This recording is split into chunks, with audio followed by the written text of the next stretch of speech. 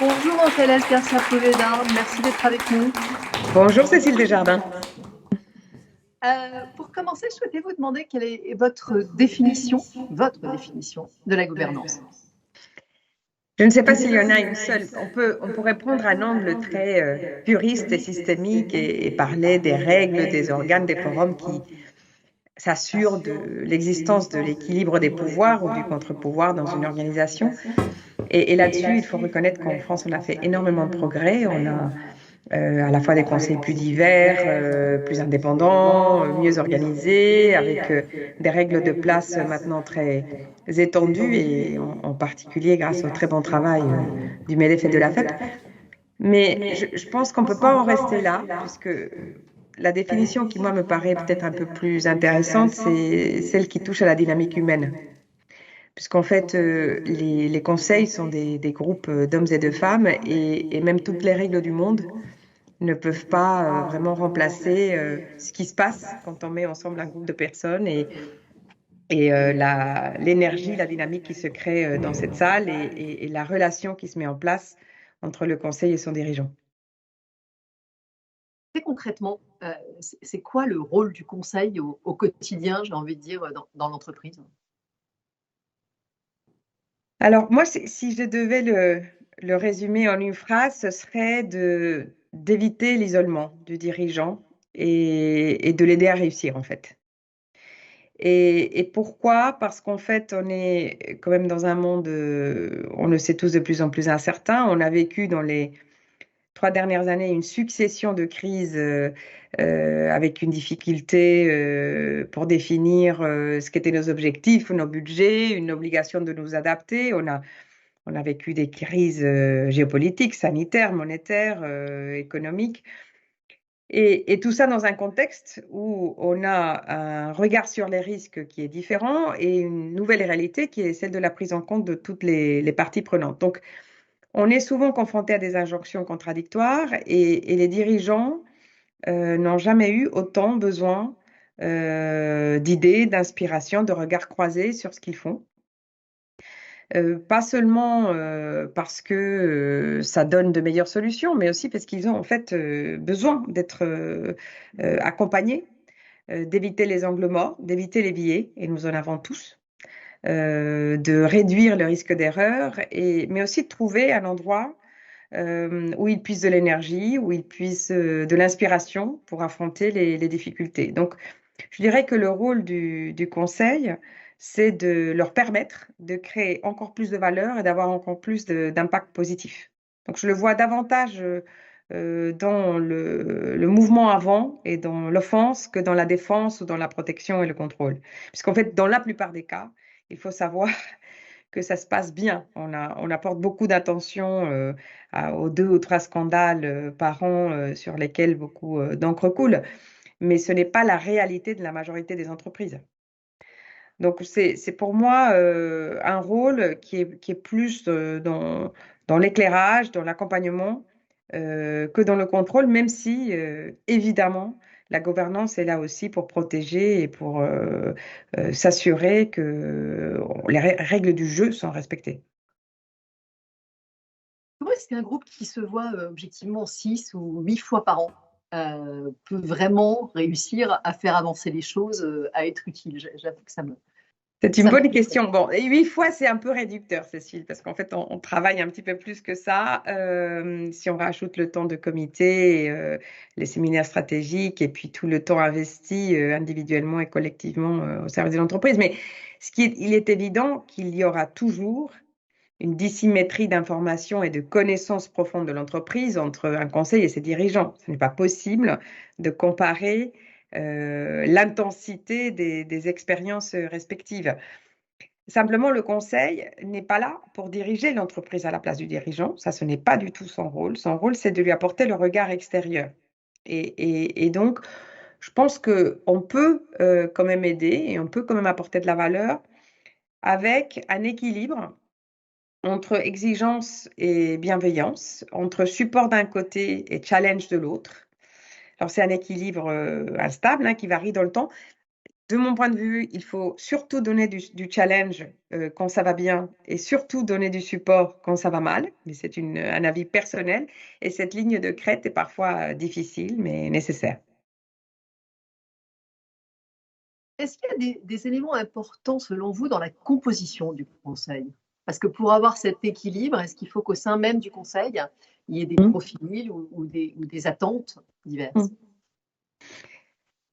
Moi, ce que je trouve intéressant, c'est la diversité de pensée. C'est-à-dire que cette notion de regard croisé, avoir des gens autour de la table qui sont capables de réfléchir différemment, qui ont des expériences et des points de vue et je dirais, des écosystèmes dans la chaîne de valeur différents, parce qu'en fait, c'est comme ça qu'on apprend le plus et c'est comme ça qu'on peut aller chercher des éléments que l'on peut transposer. Je crois beaucoup au pouvoir des analogies, en fait, pour générer des idées.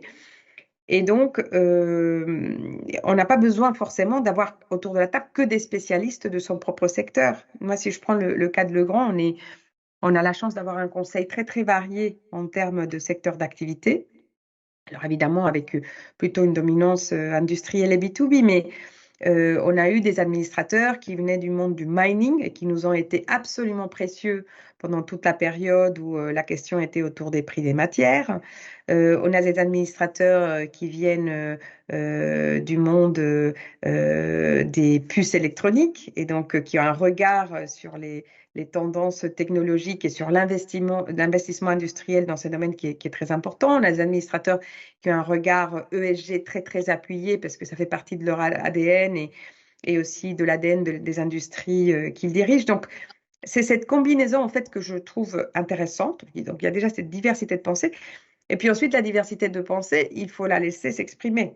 C'est-à-dire que on, il faut quand même laisser un espace pour que ce dialogue collectif se fasse. Et pour que ça arrive, il y a, à mon avis, un ingrédient qui est indispensable, qui est celui de la confiance. Et qu'est-ce que je veux dire par là, au-delà du mot qui est quand même très galvaudé, c'est tout le monde a un rôle à jouer. Le dirigeant, pour créer la confiance de son conseil, doit d'abord être transparent. Je pense qu'il faut pas il faut pas se dire qu'il faut apparaître à chaque fois comme un héros ou raconter simplement les succès. Je pense que la confiance se crée avec le conseil aussi quand on est capable de dévoiler ses doutes, de ses hésitations, les sujets sur lesquels on a des questions. Et la confiance est aussi alimentée par le conseil, justement en montrant de l'équilibre et en démontrant par son comportement, son attitude et sa façon de faire qu'il est là pour accompagner le dirigeant et non pas contre lui. Donc, ou pour marquer des points, ce qui pourrait parfois être une petite tentation de nous humains autour d'une table. Donc, ce sont vraiment des équilibres délicats, hein, des équilibres de personnes et qui sont vrais dans le monde de la grande entreprise, dans l'entreprise cotée, mais c'est aussi très vrai dans les entreprises plus petites, familiales, contrôlées, où le dirigeant peut être seul maître à bord, où il court peut-être parfois le risque d'être isolé. Et donc s'entourer de pensées libres et des gens qui ont peu à perdre à s'exprimer est important parce qu'il faut, de mon point de vue, toujours prêter attention à celui qui est un peu orthogonal dans sa pensée, qui n'est pas d'accord, qui est un peu parfois l'empêcheur de tourner en rond, pour être un peu trivial. Parce que ces membres-là, en général, qui pourraient parfois nous agacer, ils ont tendance à mettre le doigt sur des sujets qui ne sont pas pointés par d'autres. Et c'est dans ce petit inconfort ou ce petit déséquilibre que l'on trouve parfois des réponses que l'on cherche. Vous disiez tout à l'heure que les conflits sont très rares et heureusement. Mm. Qu'est-ce qui se passe quand il y a un conflit? Quand il y a un conflit, il faut dialoguer. Et il faut dialoguer avec transparence. Je pense que le principal problème des conflits, ou les pires conflits, ce sont ceux que l'on ne connaît pas.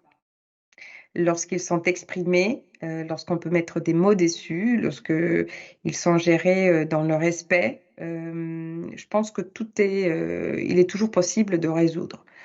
Alors, pour un conseil, le conflit ultime, c'est de perdre totalement confiance en son dirigeant. Et là-dessus, c'est d'ailleurs la plus grande responsabilité du conseil que de choisir ses dirigeants. Mais on est là dans un cas extrême. Dans la plupart des cas, moi, je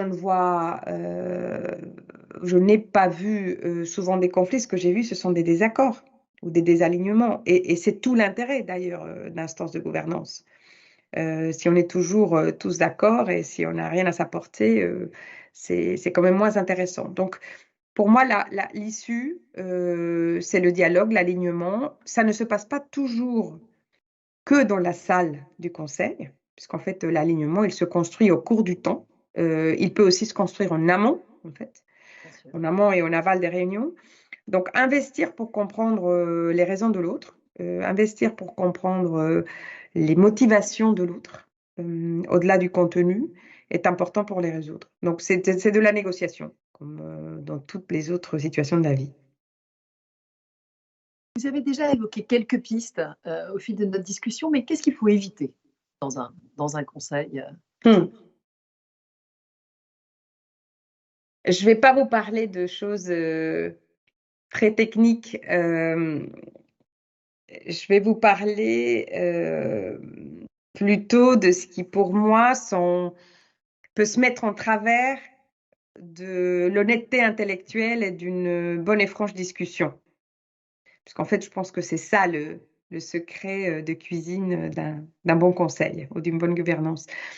Et pour moi, il y a plusieurs choses. Les égos, qui ils nous empêchent d'une part d'écouter activement et d'aller chercher de l'aide quand on en a besoin. Ils nous empêchent de montrer notre vulnérabilité. Et je parlais tout à l'heure de confiance, donc c'est un élément important de l'affaire.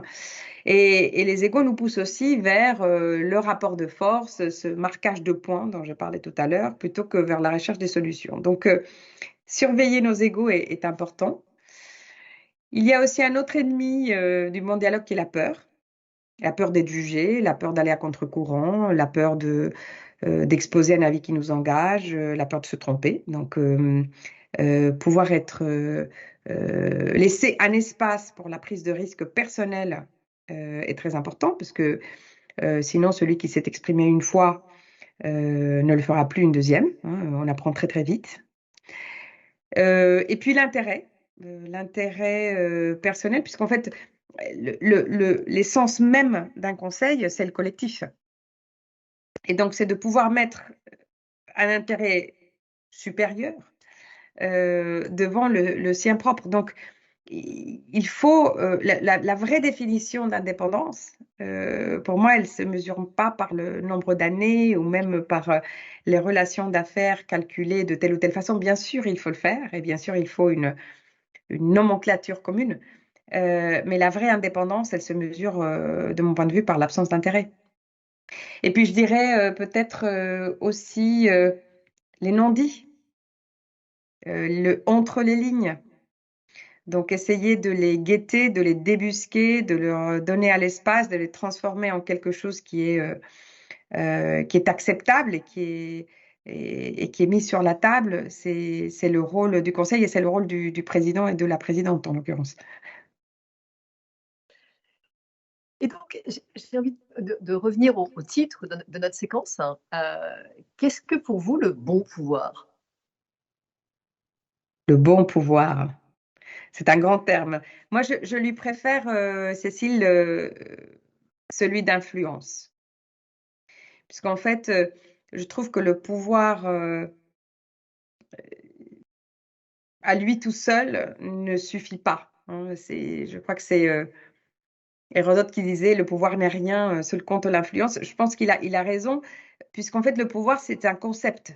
Et l'influence, c'est l'utilisation, on l'espère à bon escient, de ce pouvoir. Donc, c'est le pouvoir appliqué à l'action. C'est un peu l'influence est au pouvoir, ce que la recherche appliquée est à la recherche fondamentale. Vous voyez, c'est quelque chose qui est directement en prise avec la réalité des choses. Donc, pour moi, d'abord, c'est un pouvoir utile. ça le bon pouvoir. C'est le pouvoir qui fait avancer les choses, l'influence qui fait avancer les choses. Et ensuite, équilibré. Équilibré, c'est équilibré dans le temps. Donc, il peut avoir des facettes, des couleurs. Je parlais tout à l'heure d'équilibre entre support et challenge. Au service de quelque chose qui dépasse l'intérêt individuel. Voilà comment je le définirais. C'est surtout une affaire d'hommes et de femmes, en fait. Hein. C'est le choix des personnes qui est important. Merci beaucoup. On arrive presque au terme de notre échange. Si on doit retenir qu'une seule chose, qu'est-ce que vous garderiez sur cette gouvernance? Ce que je garderai, c'est que savoir s'entourer est absolument essentiel. Et c'est vrai pour tous les dirigeants. C'est une partie absolument incontournable de leur développement, de leur apprentissage, de leur succès. Et le savoir s'entourer s'applique aussi aux administrateurs et aux conseils. Mais ce que je dirais aussi, c'est que la gouvernance, on ne peut pas s'en occuper juste le jour où on a une crise. La gouvernance, c'est un muscle qui se cultive au quotidien, qui s'entretient, qui se met en place petit à petit par l'accumulation de centaines et de milliers d'interactions sur des sujets qui aident à construire la confiance. Donc, ce n'est pas quelque chose que l'on peut d'abord décréter, ni mettre en place juste le jour où on en a besoin. Donc, cet investissement quotidien est important. Et les entreprises qui vont bien et qui pourraient se dire on a peut-être moins besoin de cette gouvernance puisqu'en fait tout va bien et doivent aussi investir et faire ce travail parce qu'en fait elles pourraient en avoir besoin un jour et de toute façon ça leur permet de maximiser en fait la valeur créée, les valeurs créées au quotidien. Donc c'est une affaire de tous, mais c'est une affaire de tous les jours aussi. Merci beaucoup, Andrés Garcia Poveda, donc pour cet enregistrement réalisé à la veille de la REFTEMA Gouvernance. Je vous dis bonjour. Je regrette de ne pas être parmi vous. Très bonne rêve. À bientôt.